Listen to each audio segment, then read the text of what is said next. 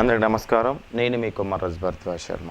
ముఖ్యంగా ఏంటంటే విషాదార కాలసర్పయోగం అసలు ఫలితం ఏంటి, ఆ విషాదార కాలసర్పయోగాన్ని అసలు పుస్తకాలు ఎక్కడా రాలేదు, దాని విషయం గురించి వివరంగా తెలియమని అడుగుతున్నారు.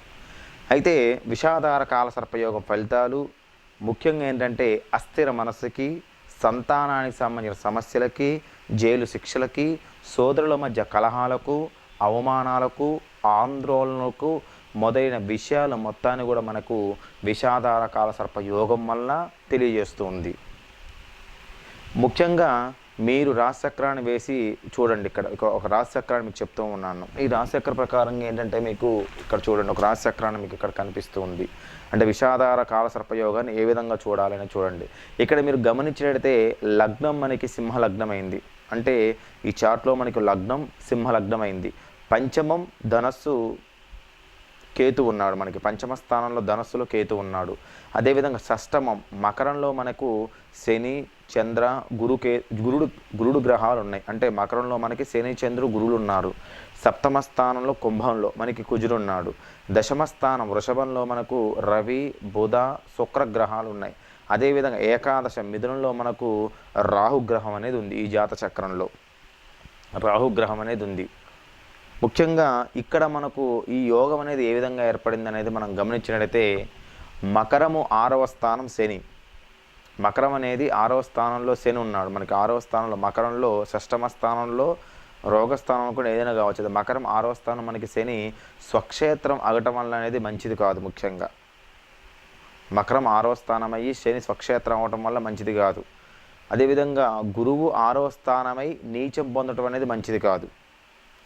రాశిచక్రంలో చంద్రుడి నుంచి లగ్నంలో పాపులున్నచో భర్తకు భార్యకు మధ్య గొడవలు వచ్చి విడిపోవడానికి ఛాన్స్ ఎక్కువగా ఉంటాయి. రాశిచక్రంలో చంద్రుడి నుంచి లగ్నంలోచో భర్తకు కానీ భార్యకు కానీ కొన్ని నష్టాలు కలుగుతూ ఉంటాయి. సప్తమంలో కుజుడు ఉన్నందున భార్యతో సంబంధాలు అనేది సరిగా ఉండవు. కుజుడు సప్తమంలో ఉన్నప్పుడు జాతకుడికి ముఖ్యంగా కుటుంబ సభ్యులతో విపరీతమైనటువంటి విభేదాలు ఏర్పడటానికి అవకాశం అనేది ఎక్కువగా ఉండడానికి అవకాశం ఎక్కువగా ఉంది. ముఖ్యంగా ఏంటంటే ఇక్కడ జీవిత భాగస్వామి అనారోగ్యంగా కూడా ఉండడానికి అవకాశం అనేది ఎక్కువగా ఉంటుంది.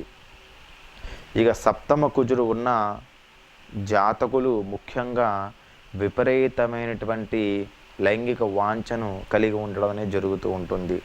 అంటే ఇతరులతోని సత్సంబంధాలు పెట్టుకోవడం వల్ల కానీ, సహజీవనం చేయటం వల్ల కానీ కొన్ని రకాలైనటువంటి ఇబ్బందులు వీరి జాతకాల్లో ఎక్కువగా జరుగుతూ ఉంటాయి.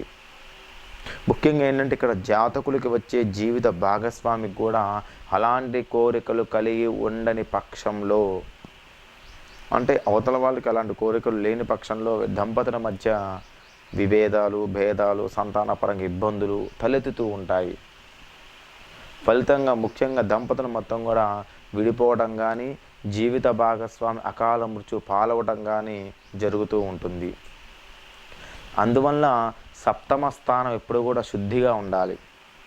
సప్తమ స్థానంలో పాపగ్రహం అనేది ఉందా లేదా అని వివాహ సమయంలో మనం ముఖ్యంగా తెలుసుకుంటే, సప్తమ స్థానంలో ముఖ్యంగా కుజుడు ఉన్నవారు తప్పకుండా పరిహారాన్ని జరిపించుకొని తీరాలి.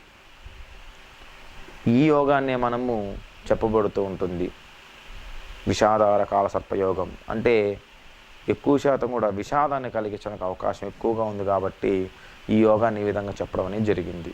అందరి వీడియోని లైక్ చేయండి, షేర్ చేయండి, సబ్స్క్రైబ్ అవ్వండి. మీ కొమర్రాజు భరద్వాజ్ శర్మ.